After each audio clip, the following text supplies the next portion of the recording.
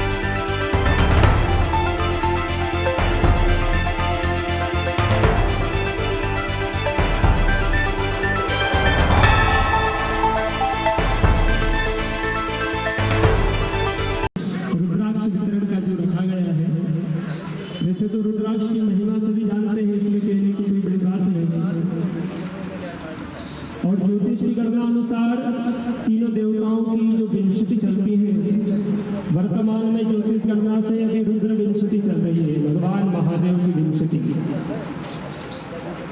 और शिव महापुराण के अंतर्गत बताया गया है कि शिवार्चन के शिव जी के पूर्ण भक्ति को प्राप्त करने के लिए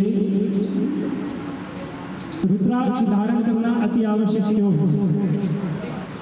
जब आप शिव अर्चन करते हैं तो उसका पूर्ण फल प्राप्त कब होता है?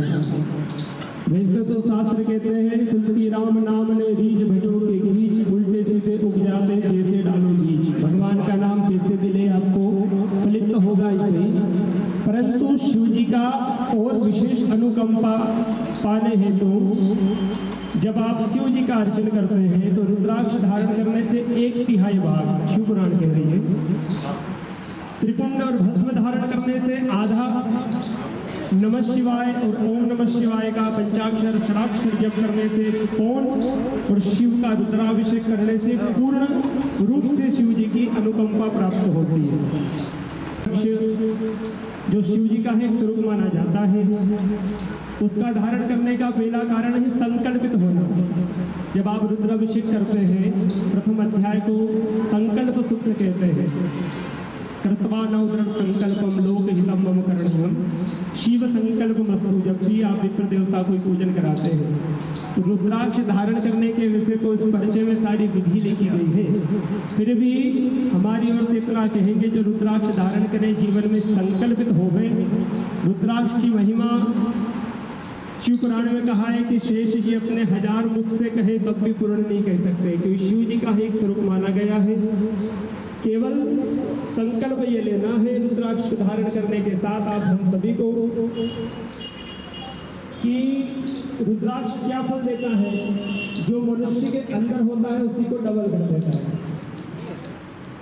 और शिव से जोड़ने का मुख्य कारण इसका यही है, शिव जी त्याग के देखता है, भस्मीभूत देवता है, सब कुछ त्याग के रावण को लंका देते शमशान में बैठते हैं। काम क्रोध मद लोभ समरनाथ नरक की पंथा, वो तो हजारों सालों से शास्त्रों में था, लेकिन उस समय उसकी आवश्यकता नहीं थी, क्योंकि उस समय व्यक्ति परिश्रमी था, मेहनती था, तो बीमारियां नहीं थी, तो योग को आने की जरूरत नहीं थी। लेकिन जैसे जैसे हम परिश्रम से दूर हटे, बीमारियों ने हमको पकड़ा, तो उस समय लगा कि अब योग को बाहर आना पड़ेगा, तो योग की आवश्यकता लगी। योग के विश्वविद्यालय खुल रहे, चिकित्सालय खुल रहे हैं, तो रुद्राक्ष भी पहले से था, परंतु उस समय इसकी आवश्यकता नहीं थी।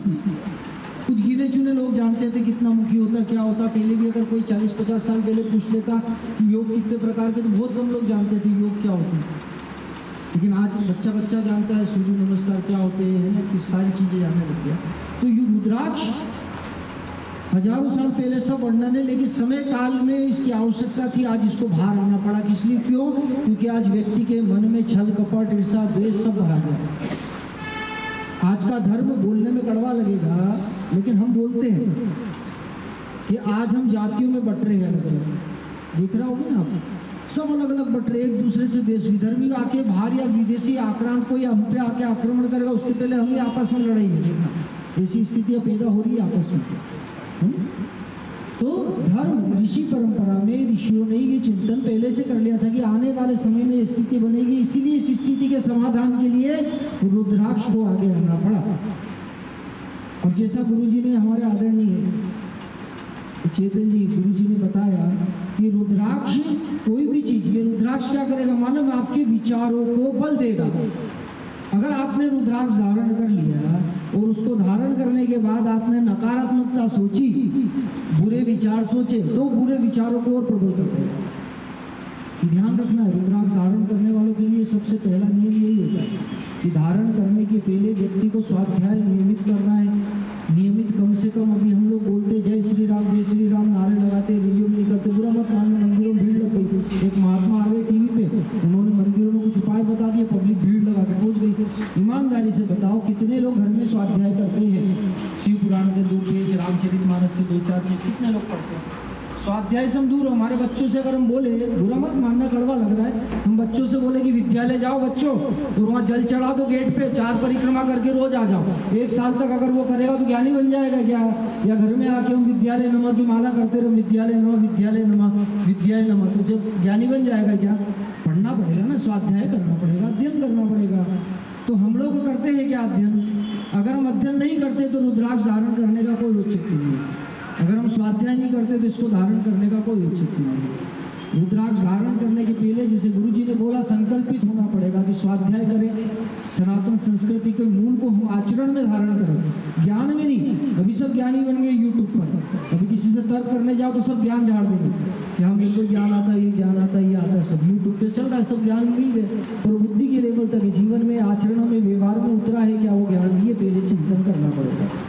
तो रुद्राक्ष धारण के कुछ नियम होते हैं कि हमको नियमित स्वाध्याय करना है ना। जो घर में बड़े हैं उनका आदर सम्मान करना है, सूर्योदय के पहले उठना है, स्नान करना है, जो नित्य पूजन में पूजन पाठ करना है ना। किसी के प्रति भी ईर्ष्या, द्वेष, छल कपट नहीं रखना है, सभी का सम्मान करना है। यहाँ पर राष्ट्रीयता को देखना है, जाति को नहीं देखना। अभी जाति में टुकड़े टुकड़े जो हम हो रहे ना, ये आने वाले समय में हमारे लिए विनाश का कारण बनेगा।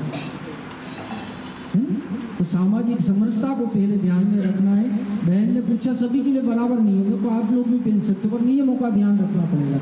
जो महिलाओं के मासिक धर्म आते उसके पहले ध्यान रखे, थोड़ा उतार के मंदिर या देव स्थान पर रख ले, बाद में जब स्नान ध्यान होता है उसके बाद वापस धारण कर लेंगे।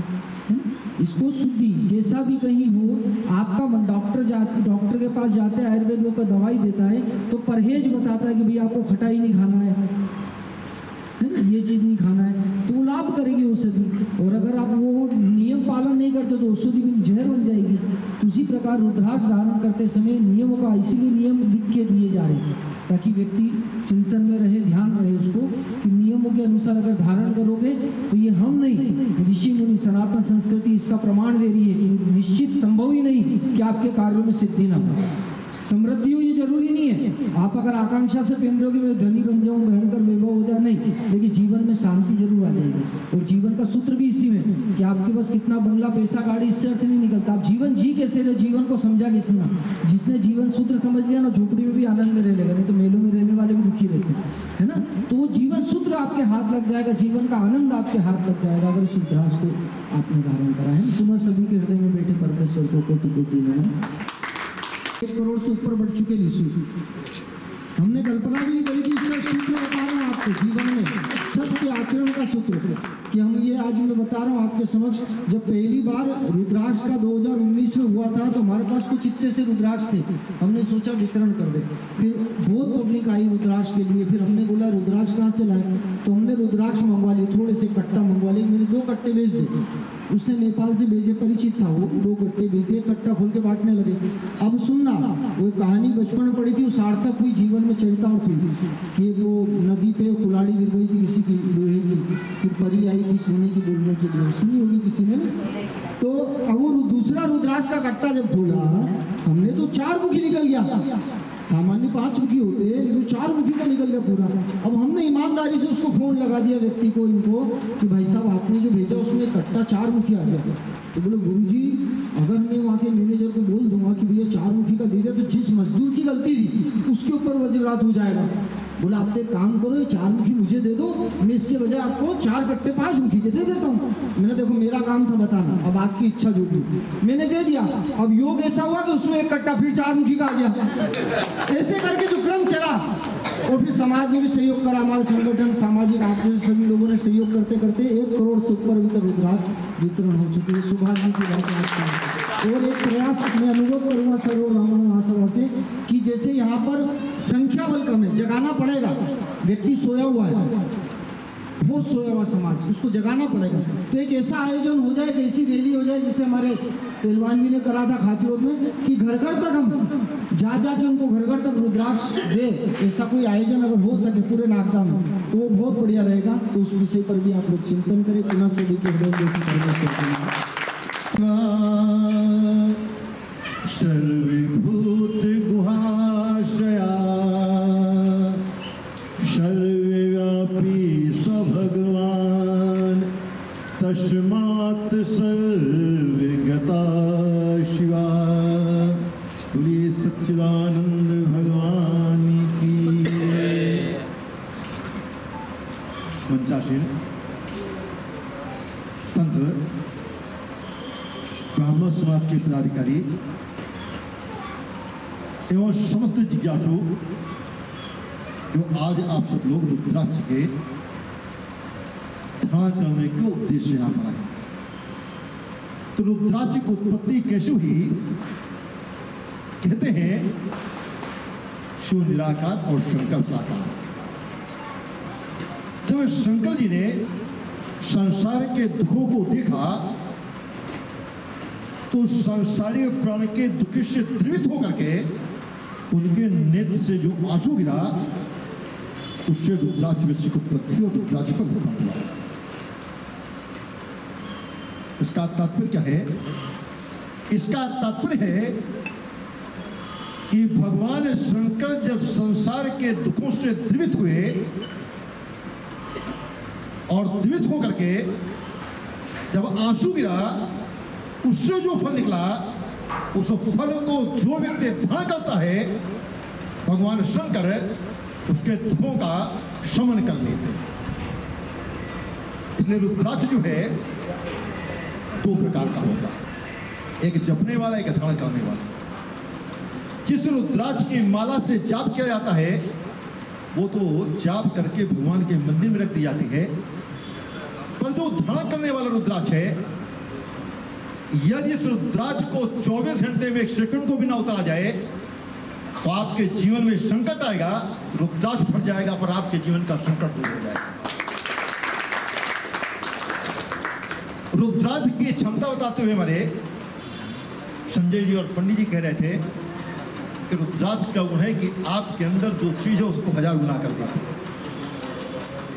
और इसमें आप मन में सोचोगे, विचार करोगे कि मान लो मेरे मन में विकार है और मैं रुद्राक्ष धारण करूं तो विकार 1000 गुना हो जाएगा। तो आप मन में डरोगे कि पहने कि ना पहने। इसका तात्पर्य है कि यदि आप रुद्राक्ष धारण करेंगे तो रुद्राक्ष आपके 1000 विकारों का शमन करके आपके अंदर सद्गुणों का विकास कर देता है। इसलिए रुद्राक्ष को धारण किया जाता है। भगवान शंकर के बारे में आपने सुना होगा, लोग जब भगवान शंकर की लौकिक चर्चा करते तो क्या कहते हैं? कहते देखो भगवान शंकर हिमालय राज की 2 बेटियां, एक पार्वती दूसरी गंगा। तो संसारी लोग कहते देखो भगवान शंकर कितने विकार में हैं कि एक को तो गोद में बैठा लें और दूसरे को सर में बैठा लें। पत्नी गोद में, साली सर में बैठी हुई है। कहते नहीं कहते? पर आपने सुना होगा, अगर भागवत सुनी है, राजा चित्रकेतु की कथा आती है। राजा चित्रकेतु को कोई संतान नहीं थी। एक बार मां संगरा और नारद दोनों आए। चित्रकेतु के विशेष आग्रह में मां संगरा ने उन्हें संतान के लिए वरदान दिया। उनके संतान भी 1000 पत्नियां थी पर किसी के संतान नहीं हो रही थी। जब महारानी कृतधुत के संतान पैदा हुई तो राजा की आसक्ति अपनी बड़ी पत्नी के प्रति ज्यादा हो गई। दूसरी पत्नियों के मन में ईर्ष्या द्वेष हुआ, उन्होंने मिलकर के झेड़ दे दिया, बालक की मृत्यु हो गई और चित्रकेतु दुखी होकर विलाप कर रहे थे। इतने मां से नाराज है। मां संग्रह है जब राजा को समझाने का प्रयास किया और राजा का मुंह भी नहीं हो रहा था तो महर्षि नारद ने कहा, राजन मैं आपको पुत्र को 2 मिनट के लिए आपके सामने उपस्थित करता हूं, आप शिशु में वार्तालाप कर लीजिए। जब नारद जी ने अपने संकल्प से पुत्र को बैठाला और राजा ने विलाप कर रहे थे, महर्षि नारद ने कहा, बेटा देखो तुम्हारे पिता हैं, माता हैं, तुम्हारे दुख में कितने दुखित हैं। उसने झड़ते हुए कहा, कौन किसका पिता, कौन किसका माता? हजारों बार ये मेरे पिता बने, हजारों बार मैं इनका पिता बना। राजा का मुंह भंग हुआ तो नारद जी ने कहा कि तुम शंकर योग के साधना करो। उससे एक कामक विमान मिला, आकाश में उड़ रहे थे और भगवान शंकर नीचे अपने सब शिष्यों के साथ सत्संग कर रहे थे। माता पार्वती गोद में विराजमान थी। और चित्रकेत ने देखा तो तुरंत वहां से कहा, देखिए ये भगवान शंकर संसार का कल्याण करने वाले माने जाते हैं। संसार के सामान्य व्यक्ति भी लौकिक चाल अपनी पत्नी के साथ एकांत में करता है, और इन्हें देखो इतने बड़े ज्ञानी होकर के पत्नी को सबके सामने धूप में बैठा ले हैं, जबकि उस सत्संग में चित्रकेत के गुरु नारद अंगिरा सब के सब बैठे थे। ना तो नारद को कोई दोष दिखाई दिया, ना अंगिरा को दिखाई दिया, ना किसी ऋषि मुनि को। तो माता पार्वती को क्रोध आया, भगवान शंकर फंसने लगे कि अच्छा तो अब तुम मेरे ऊपर अनुशासन करने के लायक हो, तो मैं तुम्हें श्राप दे तुम असुर बन जाओ। पर आप देखेंगे भगवान शंकर ने सती को कभी गोद में नहीं बैठाया। जब वही सती पार्वती हुई तो गोद में क्यों बैठाला कि अब उनके मन में राम कथा सुनने की इच्छा है। जो मुंह पर प्रसन्न सुख राशि, तो भगवान शंकर राम से इतना प्रेम करते हैं, इतना प्रेम करते हैं कि अब इसके अंदर राम के प्रति भक्ति है। जो भक्त है भगवान शंकर उसे अपनी गोद में बैठा लेते हैं कि भक्त तो गोद में बैठा लेते हैं। अब दूसरी बोटी गंगा, गंगा को सिर में क्यों रखा? भगवान ने शिव ने देखा कि गंगा तो साक्षात विष्णु के चरणों से निकली है, जो राम के विष्णु के चरण से निकले तो सर में धारण करने योग्य है। तो भगवान शंकर ने उसे अपने सर में धारण कर लिया। तो भगवान शंकर से करुणावान कौन होगा? इसलिए यदि आप अपने रुद्राक्ष को धारण करेंगे तो रुद्राक्ष आपके दुर्गुणों का शमन करेगा और सद्गुणों का विकास करेगा, और इससे आप दुर्गुणों से वंचित होकर के सद्गुणों से परिपूर्ण हो जाएंगे, जिससे आपका जीवन धर्म में होगा। वही धर्म में जीवन आपको परमात्मा के रास्ते में चलाते हुए परमात्मा से मिलाएगा। बोलिए सच्चिदानंद भगवान की